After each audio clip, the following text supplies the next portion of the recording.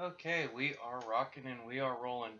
What's going on, guys? It is Coop88, also known as Steve, and I am here with the latest Bento box. Sorry, I was drinking hot tea, because I've had a little bit of a sore throat. A little bit of a sore throat. Been trying to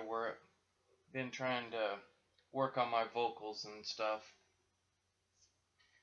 Since I'm trying to use Dragon a lot more with my creative writing and stuff, trying to work on the accuracy, and needless to say, I'd have to shout into the microphone and all this stuff, but that's a different video for a different time. Now, of course, this week's comic bento box, guys, or this month's, I should specify, they don't get shipped weekly. I probably would have to quit it very fast. But this one was very interesting because the theme for this month or last month's? No, it's last month's, because they charge you for the month, and then at the beginning of like the next month, they'll actually like give you the previous month's box, which is how they kind of do it, because they got to get time to get all the boxes, all that stuff. But anyway, guys, this month's theme for this particular bento box, and as always, let me do the time cue, because I always have to give you guys the time cues. Also, yes, this is Matt Wagner's Grendel. This was actually my 2014 Baltimore Comic-Con t-shirt. So, I've been busting out all my creative t-shirts to actually wear. I found out I'm a t-shirt addict, guys. I have more t-shirts than I know what to do with. Sad but true, but this was when I went to Baltimore Comic-Con in 2014, so it's has Matt Wagner's Grendel, since that was the spotlight character, and it means the t-shirt itself is pretty significant to me, because I feel like with September being around the corner, that's usually when Baltimore Comic-Con comes up. I'm very sad to not be able to go this year, especially since I found out that they had a couple of people, especially being brought in from the Hero Initiative, such as Steve Englehart, are going to be there, but I'm okay with it. I made a promise that I wasn't going to go this year, that I was going to save money to go see my grandparents and whatever I had, and also because of travel arrangements and other stuff. So I've been, going to professional wrestling shows. However, ironically, in September I'll be going to another convention, but that'll be for a different vlog. You guys are here to listen to this comic bento box. Okay, so this month's, or rather last month's, whichever, basically the next bento box, just to clarify it, is called Rewriting History. And this very much kind of intrigued me, and there's one book in here that I kind of laughed at. Actually, two of them that I kind of figured more than likely were going to make the cut for the bento box. And I turned out to be right, so we'll get into those guys so that way you guys can actually, see them. But this was a very interesting box. I was kind of curious to see, okay, since the theme is rewriting history, what are we going to see? And the first one that I'm going to pull out is actually based on a History Channel special that I might actually just go back and watch if it's on Netflix. Even though I don't really use Netflix, I'm paying for a service I'm not using, and I really want to try to maybe use Netflix, and if I choose to start watching it more, I'll keep it around. If not, then I'll probably get rid of it. But anyway, timestamp at the time that this video is being made, since it's been a couple of minutes and I'm wasting time overanalyzing. Okay, it is not May the 1st. Sorry, June 1st. There we go. June 1st, and it is 8:41, 8:42. There we go. Even though it's a couple of minutes late, but I figure I'd put the timestamp in there anyway, because I always like to do these just in case I get delaying, posting these videos to you guys. But anyway, the first one is called The Story of All of Us, which is Mankind, and this is the first volume, guys. This was actually done by Silver Dragon Books and sponsored by the History Channel. And what's really cool is it actually gets a lot of comics top and legendary creators. One of which is Marv Wolfman. And who else did they got in here? Let me see. And many people have worked on it. Neil Adams has worked as some of them. Let's see. Neil Adams worked on one of the covers. Jim Campbell does the lettering for a lot of these. I'm not even going to try to pronounce Bill's last name because I don't want to mess it up. But one is done by Marv Wolfman. Another one is done by Nathan Edmondson. It's very interesting. I'd have to try to. I want to actually watch the History Channel thing on this, but it's basically a comic book version of the special. Like for those that don't want to watch it on Netflix or anything, this is kind of like an abridged series, if you will, with various comic book volumes. And this first volume goes from the Cro-Magnon era to in the Ice Age to the ancient Egyptians and whatnot. So it's kind of interesting. At least when I read through this, because I've already reread all this, it says, the all-new graphic novel series based on the epic television broadcast event, following the adventures of everyday heroes throughout history as they invent, innovate, and discover their hidden keys to mankind's survival and our ultimate rise as civilization. This is the story of the greatest adventure of all time. The history of the human race. Volume 1 sweeps from the Ice Age to the Middle Ages as man tames the fertile earth, builds civilizations, and from the bronze, iron, and gold forged from the earth's core, and converts the art of war to the power of the people. So yeah, it's kind of a little interesting. So it's basically talking about mankind's rise. Oh well, I'll get that later. Talking about mankind's rise to where we are now, like the innovations that our ancestors had to make in order for humanity to thrive and survive. So that's very interesting. I like that. It's a cool concept. I may actually try to find other books in this series, but then again, I may just spread it around because I always like to spread the comics love. The next one, this one in mind, I totally would buy a duplicate of just to hand it to particularly one or two of my coworkers who are comics fans, especially since they both love the war era type comic stories.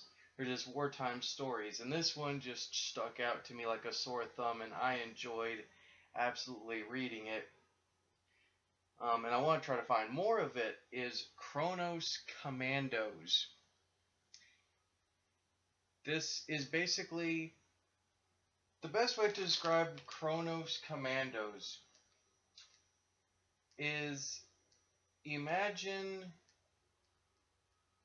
trying to remember if it's the land or the world. Yeah. Imagine the old DC wartime book, and I'm blanking out on it, and I think it's Land That Time Forgot. You guys can go into the comments and correct me if I got the title wrong, but it's kind of like the old DC wartime story, wartime series, The Land That Time Forgot. It's Ally and Nazi soldiers fighting, and there's dinosaurs, there's time travel. There's even an Albert Einstein. Even Albert Einstein is wielding a machine gun in this. Don't know what I mean? Check out the series. But being somebody who loves, not only the old school wartime stories of comics era, but then seeing new innovations like this. Well, they're not. It's not considered a new innovation, but you know what I mean, like a modern day wartime story that harkens back to the Silver and Bronze Age. It is very bloody. It is very violent.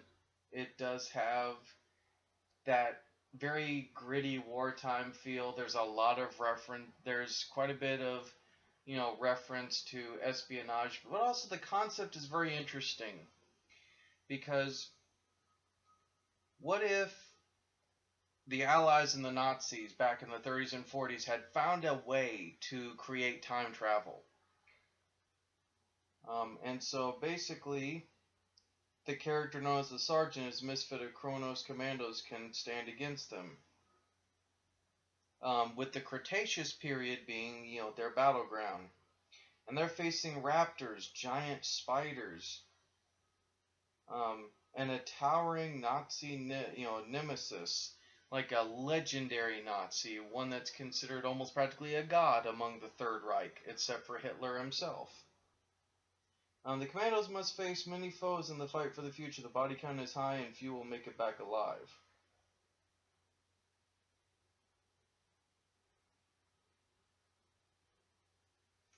And I'll tell you, if there's any more of this series, I'm collecting this. Because that got, how can you go wrong with that? Like, Allied soldiers and Nazis and dinosaurs and time travel. And once again, Albert Einstein with a machine gun. Oh my. Now, one of the two that I told you guys that I did expect was actually going to make it is actually a title from Valiant, and one that I wanted to actually check out. Because, as you guys know, I'm diving into the Valiant universe. I love Valiant. I'm starting to fall in love with a lot of their characters because they got a lot of cool characters that even I wouldn't mind, if I manage to get more work and progress myself as a writer and I get noticed, that I would love, to like maybe write one or two of their characters thus far. Not just as a fan, but as a creator, I just think it'd be funny to explore different aspects with these characters. But one of the Immortal Three, as I call this family, because as you guys know, there are three. Well, actually, technically, there's 3 or 4 brothers, I think. I don't know if Exo Manowar counts as like a member of their family. I think he kind of does, but he doesn't. But anyway, there are 3 that are brothers by blood. The Eternal Warrior, Armstrong from Archer and Armstrong, and then this brother who is essentially Valiant's version of Doctor Who, which is Ivor the Time Walker. And this was a series that when I saw it, I was rather intrigued. I'm like, okay, time travel. And then found out that he's the brother of the Eternal Warrior and Armstrong. Which, if you guys don't know anything about Valiant, Armstrong is basically a fat Friar Tuck-esque, like, I call him a fat Friar Tuck, esque character, but basically Armstrong is like a drunkard, a womanizer. He's basically the brother that's pretty much, a perverse loser, at least in the eyes of the world, because because anybody who doesn't know about the Eternal Warrior, essentially imagine Vandal Savage if he actually was a heroic character. Like, the Eternal Warrior has been fighting for, eons and eons. He's been through every single part of history that you could think of. He's seen the Roman Empire rise and fall. So is Armstrong. And their brother Ivor is part of this as well. Ivor is different. Whereas Armstrong and the Eternal Warrior are cursed to be immortal forever, and never die. And whereas Armstrong is a drunkard who collects like ancient artifacts with Archer to make sure that, like, the Ark of the Covenant, all that stuff, that none of that falls into people's hands. And the Eternal Warrior wages a never-ending Punisher-esque war using medieval and modern weaponry. Ivor, their brother Ivor is a time walker. He's the brother who discovered not only time travel, but has traveled to the future, the past, and everywhere in between. Like I said, Valiant's version of Doctor Who. And it's very interesting because he has wrecked time and then went back and fixed it. Like, he's the brother that is careless with the time stream, and, of course, all the different, like, Time Lords and Time Beings that want him dead, um, just are absolutely frustrated with him. And even his family is frustrated with him. The Eternal Warrior has bumped into him in many different eras, and he's just like, why are you why are you doing this? Like, why are you messing with time? Essentially, people jokingly say this is what would happen if Doctor Who ignored the butterfly effect. Which, when I heard that, I'm like, okay, I kind of want to read this just to see. And I was not disappointed because this was a series that has me greatly intrigued. I want to read the other volumes, guys. I'm very much intrigued to see, at least with volumes 2 and 3, like many of the other Valiant characters that I've kind of started to find a niche for and like, where's the story going to go in the next couple of volumes? That they got me hooked in this story because I can't spoil. I don't want to spoil it because I want you guys to actually read this story. But I'll put it this way: by the end of this first volume, they set it up to where in the second volume, Ivor is going to have to get his brothers, the Eternal Warrior and Armstrong, settle a family dispute, stop all of time from collapsing in on itself, and he has to abruptly break history.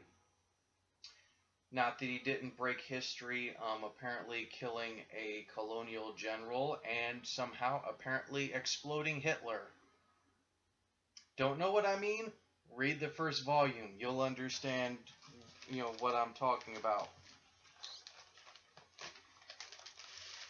Now, we go, guys, to the last one.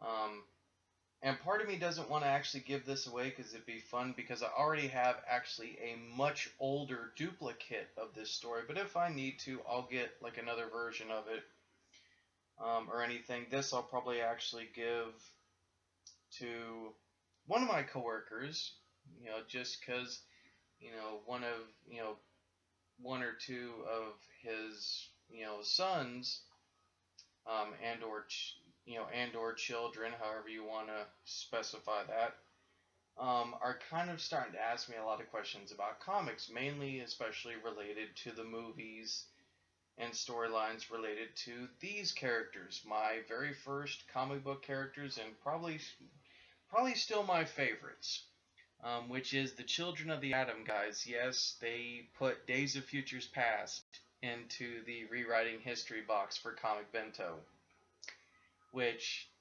I gotta say it's kind of a little bit of a low ball move. What the? Oh, sorry guys. I was like, what was that? If you hear loud booms and stuff, apparently people are celebrating Memorial Day late. So there may be fireworks and stuff that you might possibly hear as like audio background noise. That actually startled me there for a second. I thought there was a gunshot. Forgot how loud firecrackers can be, and that was like close to me, so it's probably my neighbors right next door to me. But anyway, guys, yeah, Days of Futures Past is the one that they added to the box, which I'm not really upset by. I just kind of have to laugh because of it, because this totally fits the theme of rewriting history, guys. Because anybody who has never read the X-Men, the X-Men comics, and has only seen the Days of Futures Past movie that's based on this book, you're going to be very surprised when you read the actual book.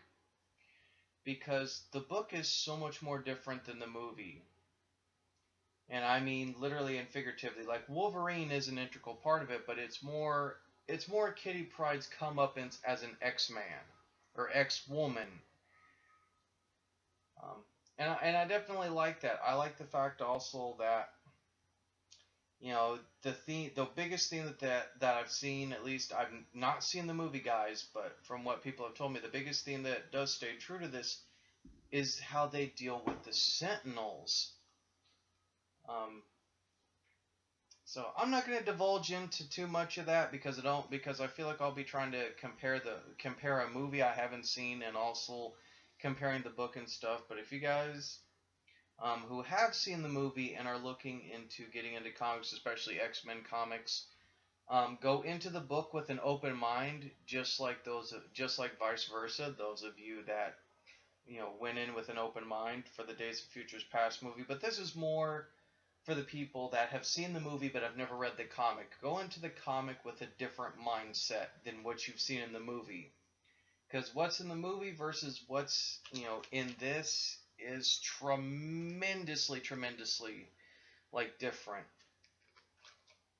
And plus, the final story that ties it up is Kitty Pryde apparently taking on a demonic time demon in the Danger Room. That's about as much of a lowball move as I can really give you guys. But anyway, guys, that has been the Rewriting History Comic Bento box. I went a little bit longer than I really wanted to. Went a lot longer. Rambled on.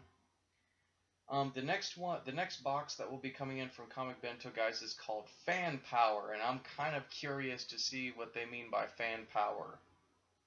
It probably means that they're gonna pick a lot of fan favorite books, like books that people can go back to, again and again, and I'm fine with that.